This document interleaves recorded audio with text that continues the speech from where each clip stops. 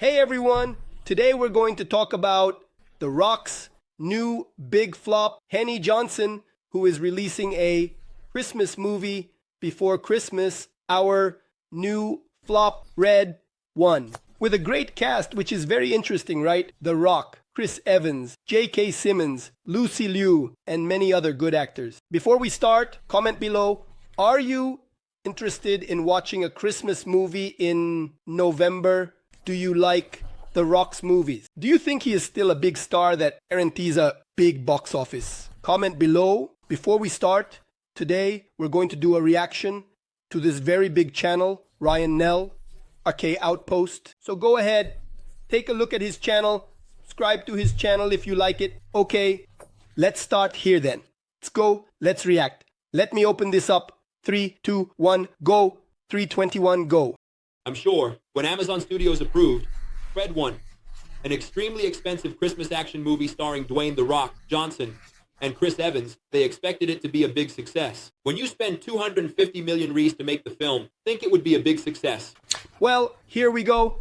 Nowadays, for a blockbuster, a big movie aimed at the masses, the largest number of people, $250 million used to be the standard in Hollywood, right? If you want to make a profit with $250 million, the calculation is to make between 2.5 to 3 times that. In other words, let's take 3 times, since no one is a mathematician here, 250 million, 3 times, 750 million.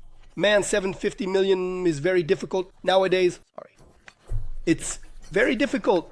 Why? Because after the pandemic, with the explosion of streaming, people want to watch the movie at home. Why? Because the release window between launching the movie in theaters and it arriving at your home, man, there was a time, even before streaming, it took a year. Then it started taking 6 months, and then it settled into a little standard of 3 months. Nowadays, man, in 45 days to 2 months, it's already at your home. You blink and it's already at your home. Now, when you go to the cinema, oh, damn, there's the time, there's the car, parking. You end up buying something at the mall that you hadn't planned. Then there's popcorn, there's soda. There are countless things, and you have to pay for yourself, for your wife, for your 1 or 2 kids. So it's very expensive. A subscription to Prime Video, Netflix, Disney Plus, it's all sorted. Everyone watches and can watch even more than one movie. So people are, let's say, thinking twice before going to the cinemas. Let's continue here. Comment below if you agree with my reasoning. And of course, counting on The Rock, many people still see as one of the most bankable actors in Hollywood. Remembering that nowadays, to profit from this film, you need to make around $600 million to $750 million. Already accounting for what? Already accounting for the film reshoots, because often the film needs to make some adjustments. Also, marketing, so trailers, paying McDonald's, paying Burger King, paying for posters, paying for commercials on television, and so on. Chris Evans, who outside of his role in the Marvel Cinematic Universe has had a bit of difficulty finding his place in terms of profitability. Dude, who remembers successful movies from both The Rock and Chris Evans? Remember Jumanji from The Rock? Then that Disney one whose name I don't even remember. Whatever, it was horrible. We have Fast and Furious, but it's not The Rock's. I like him there. Then we have Chris Evans. The last time I remember him was in Free Guy. But anyway, he's not the protagonist, but it's a cool movie. He has a small role. He's not the main one. Then he also appeared in a cameo. It's Toshio Mane in Deadpool and Wolverine, but the movie is not his either. So comment below on the last movie you saw with Chris Evans, which was successful after Avengers Endgame, where yes, Captain America, he was one of the main ones. But then he has the entire Marvel universe at its peak, helping to his success, right? So I like Chris Evans too, but it's complicated for him. He will have to return to Marvel to make some money. Certainly, Lightyear did not help in this aspect. Aside from the failure of Lightyear, right? The Buzz Lightyear from the Toy Story franchise. I actually liked the movie a little, but it wasn't that movie and another. He did the voice, right? It wasn't him acting either, right? Well, unfortunately for Amazon Studios, not everything is going well, at least when it comes to Red One at the box office. Box office. Red 1 reduces the opening to 32 million. Gladiator 2 sets a record of 87 million.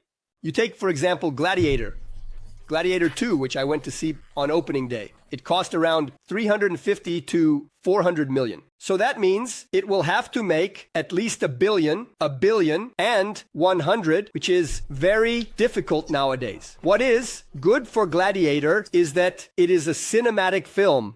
Man, the gigantic Colosseum, that spectacle, that epic music. You can't reproduce that on your living room TV in your home theater. So if you have that appeal to go to the cinema and in the first or second week, there is good word of mouth, which is happening. It's possible to get there.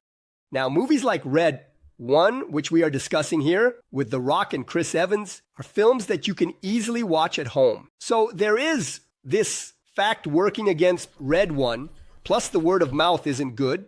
In other words, it's complicated. Abroad, and yes, Red 1. The Christmas action movie starring Dwayne Johnson and Chris Evans, where Santa Claus is kidnapped and the head of security, The Rock, has to find a tracker that is on the naughty list. I haven't watched this movie yet. Critics destroyed it. Most people who gave it a chance say, hey, it's not that bad for a Christmas movie, but...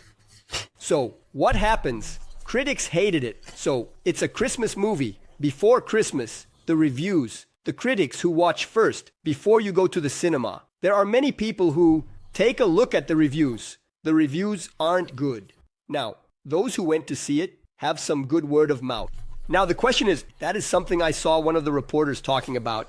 Maybe it's perhaps a Christmas movie that won't make it to Christmas. Make it to Christmas. The movie has already premiered, and people still have the culture of going to the cinemas with family at Christmas, right? Because everyone is on vacation. The child needs to get out of the house, right? The dad, what are we going to do today, right? The mom, what are we going to do today? The real question is the budget when it comes to something like this. And it may perform well during the holiday season, but there is a lot of competition ahead.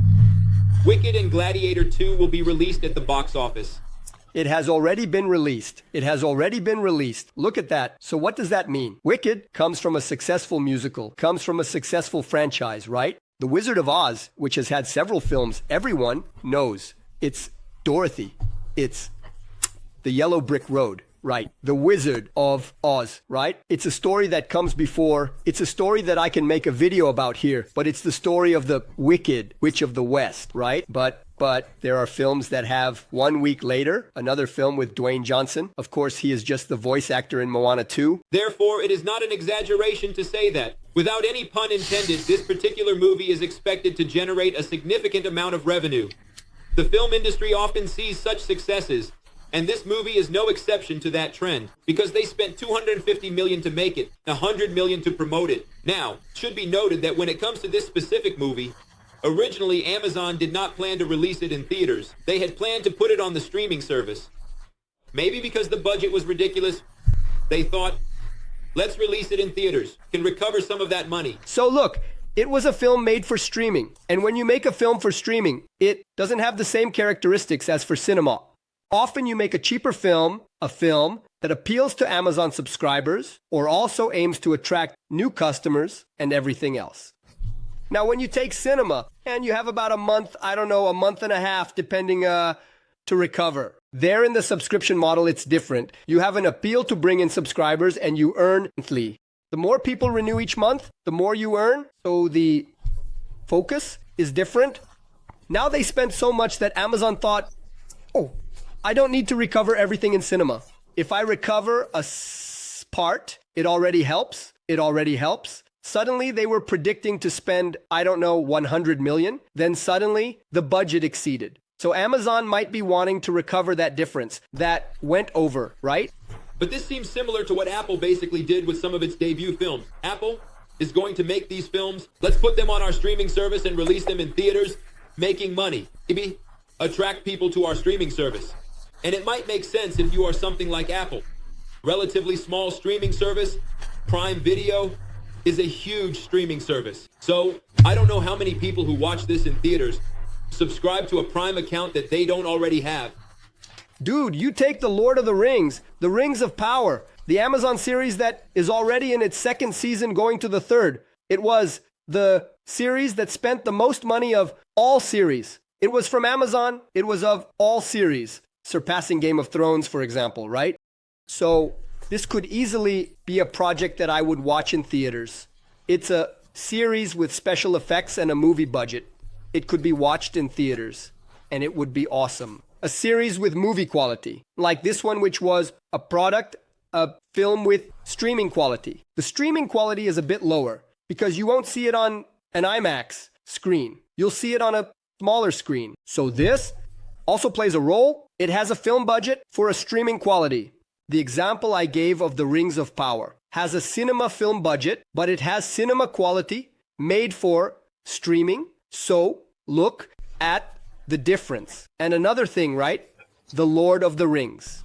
It's a huge franchise, like Harry Potter, for example, which will also have a series. That's why you see some of these vehicles with this type of interpretation. Red One may not be a big box office success. Don't call it a failure. Saying, hey, it may lose a lot of money at the box office, but Amazon just wanted to release it on streaming. So it's all extra. Anyway, it's certainly a way to look at it. And I think you should keep that in mind. They were originally planning to release a Christmas action movie with a budget of $500,000 on their own streaming service, which seems like a terrible idea in principle, but you also can't ignore the weak box office performance. Now, it has been available internationally for a week longer than in the United States, but you would have to imagine that they expect a better performance than something like this, because frankly, with all the competition coming up, don't know if it's on track to be a movie. And another thing too, right? If you look here, he made 50,000. Here is the American market, right? And here is the worldwide market. So the total was $82,000. But what happens is that week by week, it is reducing, right? It is reducing. It is very difficult. You are like, have the second week, close to the first, because in the first week, people go for, because they are fans of The Rock, because they are fans of Chris Evans, because they are fans of J.K. Simmons anyway. You are a fan of the guy on the poster, but then it's word of mouth and so on. Critics, people don't like it. This 82 goes to 40, then to 20, then to 15. So it's very complicated to reach a point where you can pay off. Much more to make a profit. So it's complicated, but if it's just to make a little extra money and then go to streaming, then I believe it might pay off with the number of subscriptions that come in, right? Maybe people will see it at the parties. They keep it in theaters for so long. Look at what I said. Will this movie be able to make it to Christmas? It's complicated, huh? I just don't know if it will have the kind of endurance against all the other things it is competing with right now. It seems very questionable for this movie and for Amazon. Perhaps another failure for Chris Evans and maybe another failure for Dwayne "The Rock" Johnson. One thing I noticed that the critics were mentioning is that there was some misunderstanding during the filming. It wasn't a healthy environment there.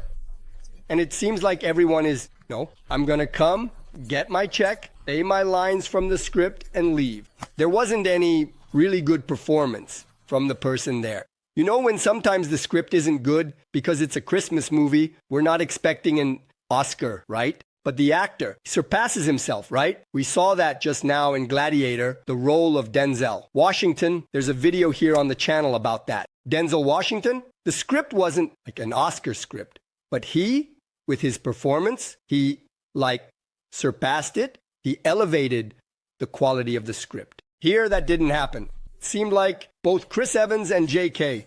Simmons were there against their will, let's say.